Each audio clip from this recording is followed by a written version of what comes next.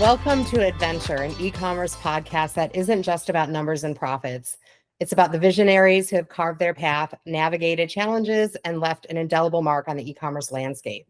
So get ready to be inspired, informed, and immersed in the world where innovation meets commerce. Joining us today is Mike Begg. Mike is an entrepreneur and expert in e-commerce and digital marketing. Mike co-founded AMZ Advisers with his two partners in 2015, which has generated over $500 million in sales for its clients. Mike and the AMZ team also operate AMZ courses, educating Amazon sellers on how to maximize sales on the platform, and Go Advance, which helps brands expand into Latin America. Mike loves sharing advice and help on anything related to Amazon and building efficient businesses. And also joining in on the conversation will be Joseph Phillips, account manager with BidX. Joe has a passion for all things e-commerce, and at BidX, he handles ad strategy for enterprise clients in the US. So welcome, Mike. First of all, your story is fascinating to me, but we'll get to that in a little bit. We like to warm things up just by asking a few quick speed round questions to get you loosened up and get to know you better. So here we go, and feel free to expound on the answers if you'd like. Okay, let's give it a shot. Okay, coffee or tea? Coffee. Early bird or night owl? Early bird. Summer or winter? Summer. Android or iOS? iOS. Absolutely the right answer. Book or movie? For entertainment, I would say movie. Introvert or extrovert? I'm kind of in between. I would say introvert. Really? I would have definitely said extrovert. Okay. Pancakes or waffles? And for some reason, this is like the hardest question for everybody. Honestly, I don't really eat like sweet breakfast at all. I would say when I was little, I used to love waffles probably more than pancakes. So I'll go with that. Okay. So what is your go-to breakfast food? Usually it's just eggs. It's not exciting. It's either eggs, a smoothie, or like an avocado toast. So you're like a protein kind of guy then. Yeah, I prefer protein. Yeah. City life or just good way to start the day. Exactly. City life or country life? City life. And online shopping or in-store shopping? Actually, like in-store, which is the weird thing, but that is going to be a controversial answer for sure. Yeah, go figure. Okay, well, so now that we got that fun out of the way and definitely got to know you a little bit better, let's dig in. So I read your story on your website, and you started building businesses with two other friends that you had met in high school. You went your own ways, and you were each successful in your respective careers. I think that's a fairly common story, but you guys took it one step further and ended up quitting your jobs to pursue your dreams. Many people dream of doing this exact thing, but they're stopped by fear. So how did you overcome that fear, and what advice can you give to someone in this situation? I think I had a really unique perspective on it because of where I was working. So at the time, I was working in real estate development at Sears. And as we know now, Sears is I think it's bankrupt. I think it doesn't even exist anymore as far as I know. Good job, Mike. Yeah. And I had a realization because my parents had always pushed me, like, get a job, get a good career, be safe, like all that type of nonsense. And being at a company like Sears, and part of my job was actually closing stores and like selling off real estate. So like I was like firing people in a way, and it kind of sucked, but it made me realize that the concept of there being a safe or secure job doesn't exist.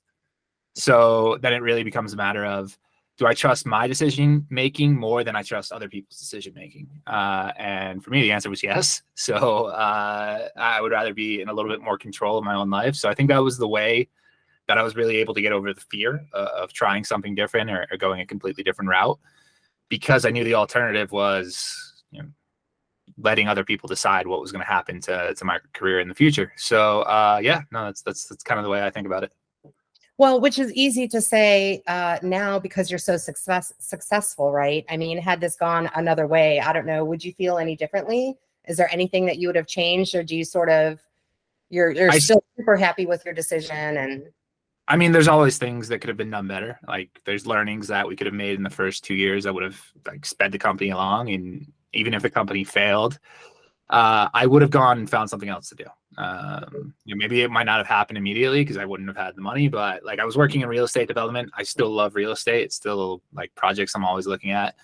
I wanted to do development for myself, but you need a lot of money to do that. And like, obviously I didn't have the money at the time. So I would have gone back into that route at some point, even if I had to go back to the corporate world for a few more years. But yeah, no matter what, I would have ended up doing something for myself at some point. So that's a really great segue actually into my next question, which is talking about some of the operational challenges that you faced when you scaled your business or businesses. Do you have like a philosophy that shapes how you tackle those ops challenges, or is it just crisis management? Talk to us a little bit about that. I think it's evolved over time. I think so originally, like since I had two partners in the agency and we were growing it, we had a lot of bandwidth, or we had a good amount of bandwidth between the three of us to handle different responsibilities in different areas. And as we started scaling and started having more demands on our time, the initial focus we had was, all right,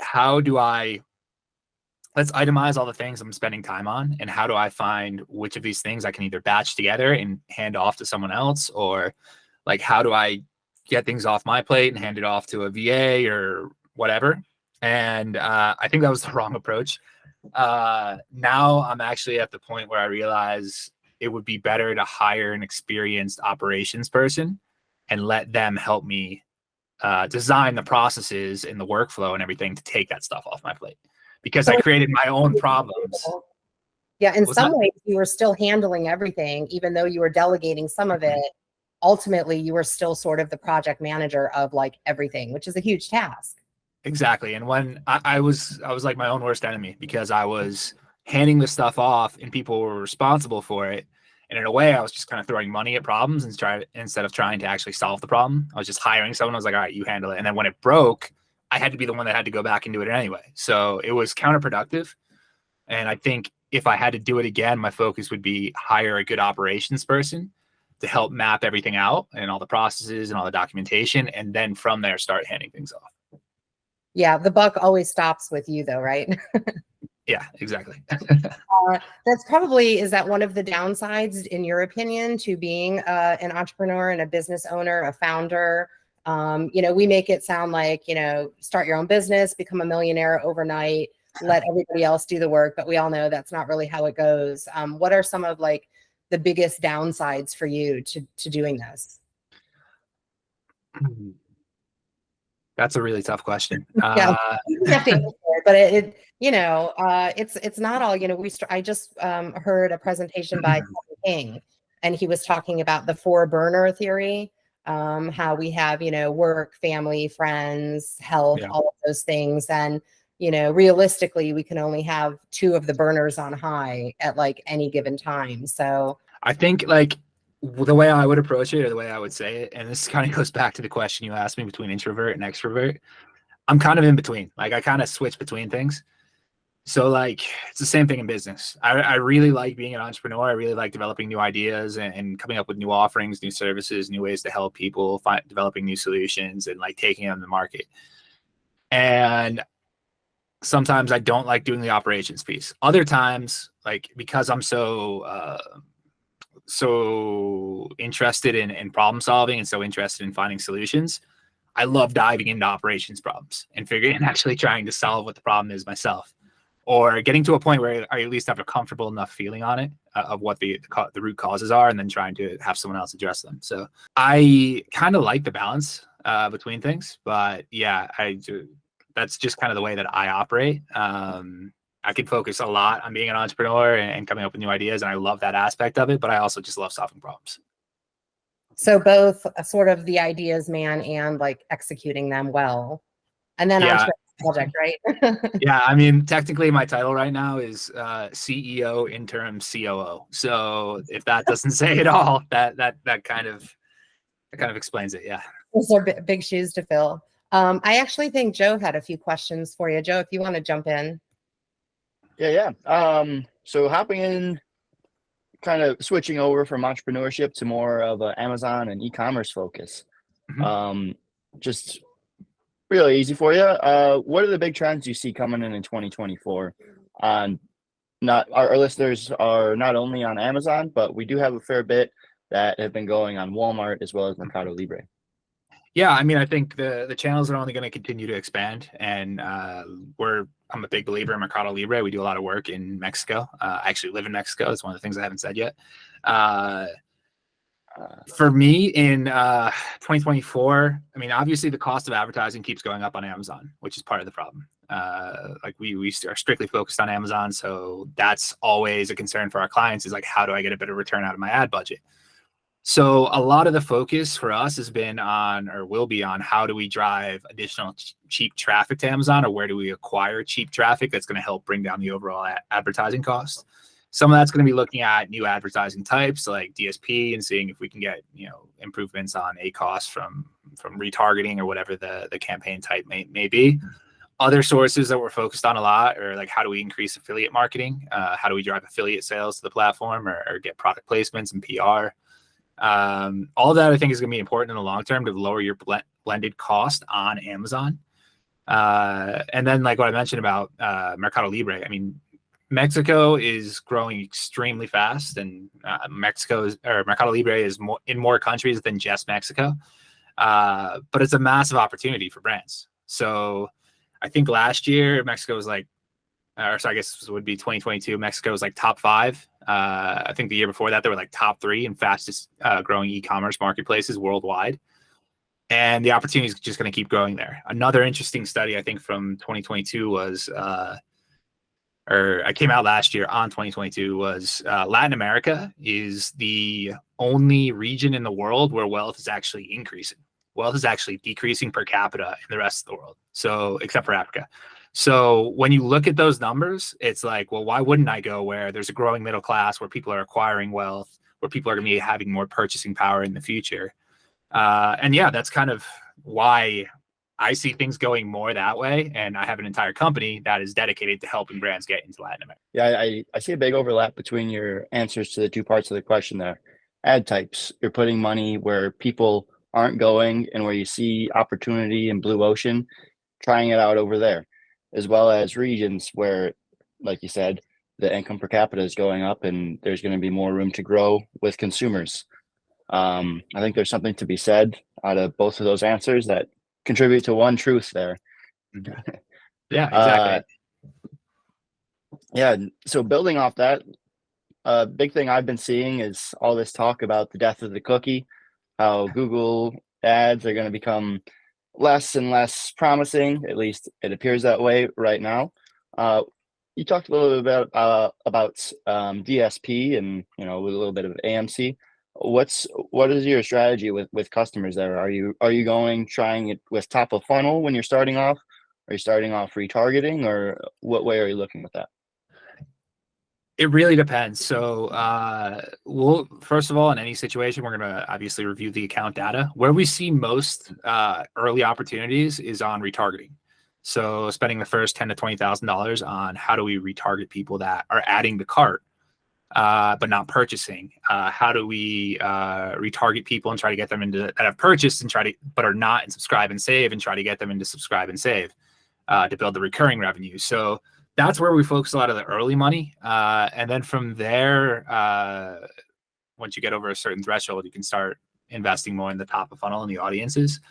For me, like the initial return on DSP is always on the retargeting. And I think that's where most brands should focus most of their money, and where we start off helping most brands.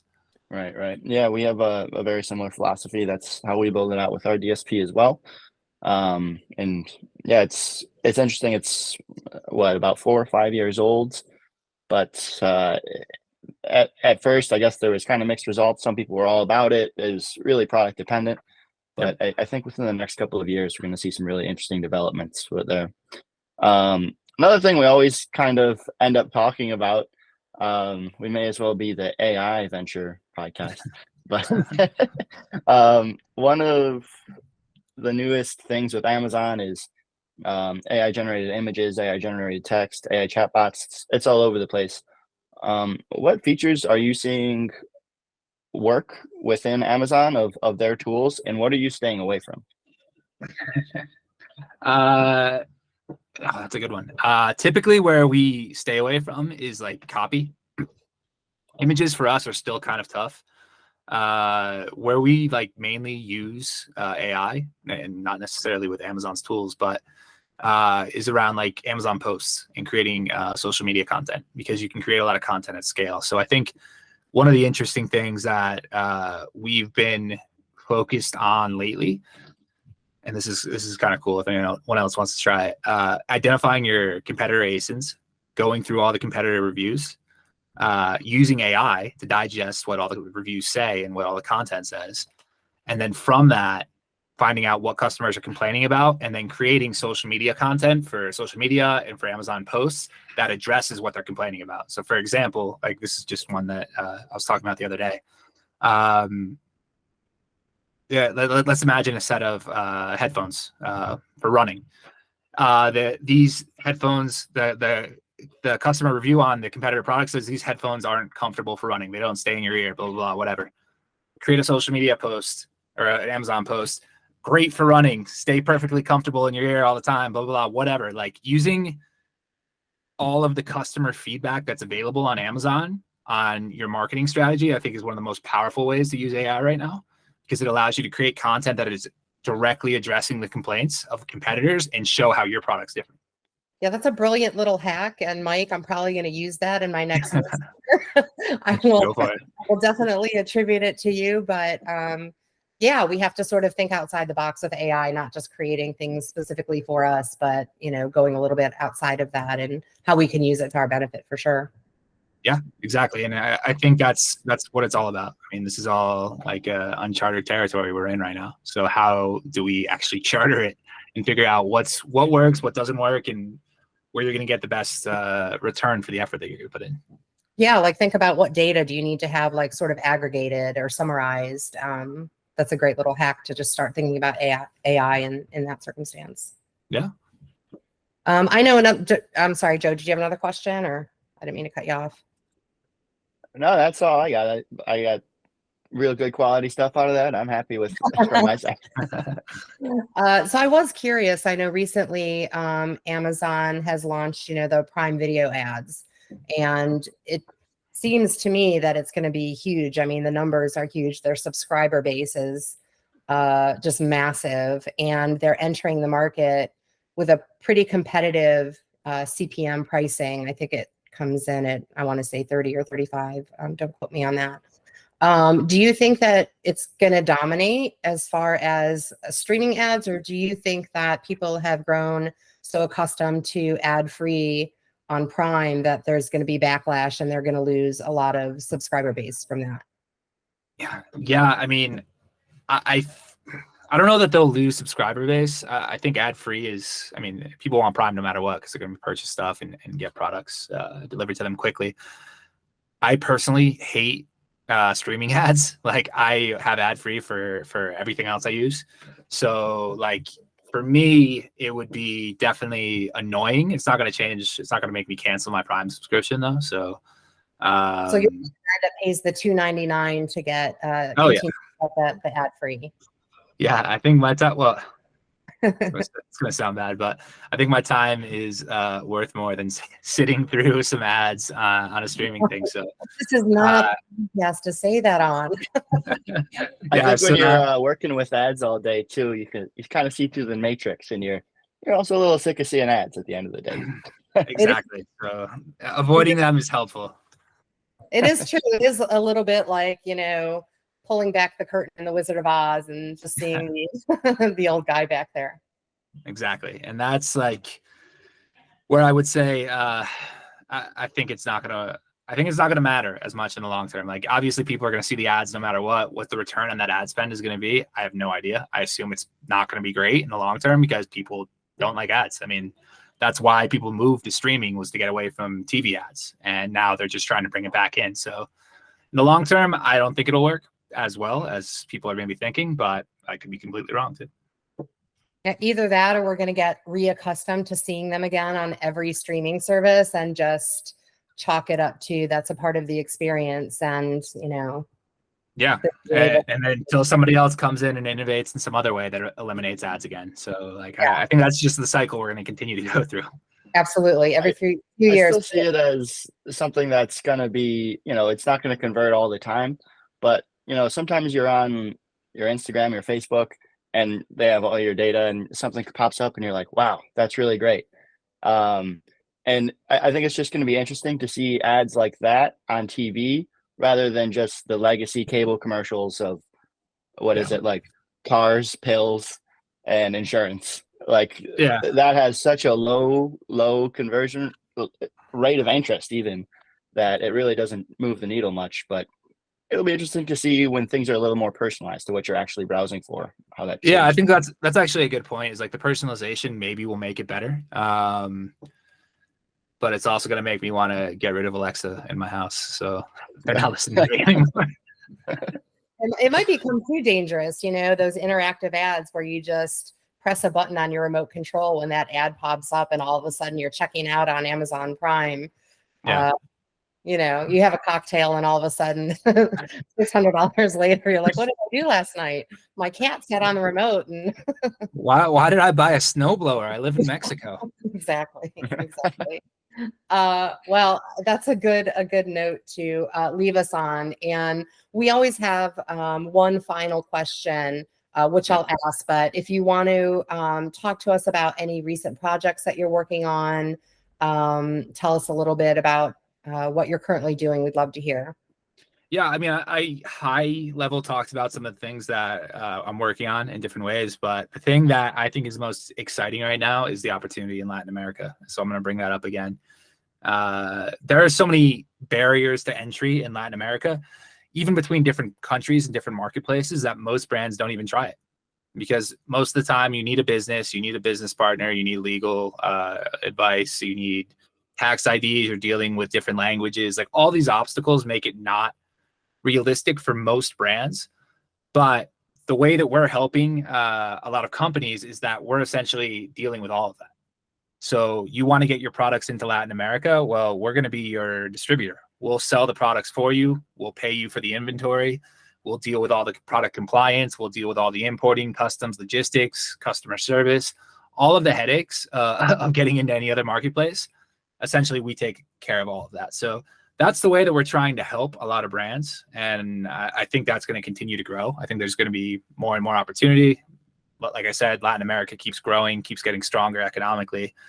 I think the purchasing power is going to continue to improve. And honestly, from what we see, Mexican consumers, at least, are already willing to pay the same prices that American consumers are paying. So I think that's one of the big things that people underestimate about Latin America. Yeah, it sounds like just from what we've talked about in the past with a few people. I know Ramiro was on our podcast, and there was a little bit of a slow entry into Amazon for Latin America just because of the trust issue, just purchasing things online to begin with. But Yep.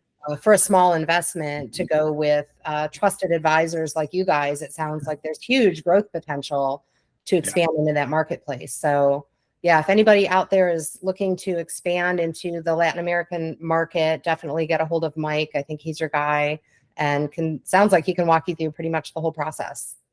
Oh yeah, I can help you with everything. I can help you understand what marketplaces to get into, what the process looks like, and I'm glad to talk to anyone. The best way to reach us is at amzadvisors.com or directly at my email, mike@amzadvisors.com.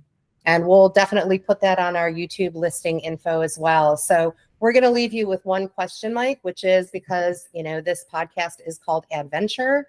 What is the most adventurous thing that you've done to date? We're not talking about advertising, right? No, in life. I was gonna say that's not that adventurous. No. I would say one of two things. One, either traveling in Eastern Europe. I ended up in a lot of interesting places that people typically don't go, like Albania, Bosnia, and some other countries. So that was pretty exciting. And also just moving to Mexico. I mean, I've lived here for 6 years. I'm a resident here in Mexico. So I think that's something that a lot of Americans, at least, don't consider doing. And it's been definitely an interesting experience. It's where a lot of my knowledge comes from, and a lot of challenges and obstacles that I've had to deal with to get to this point where I have the knowledge. So I would say one of those two would probably be the most adventurous. And actually you bring up a really good point. You have firsthand knowledge and experience with all of this, having lived there, knowing what the protocol is, probably knowing the bureaucracy behind some of things, which I think there's a lot of. Yeah.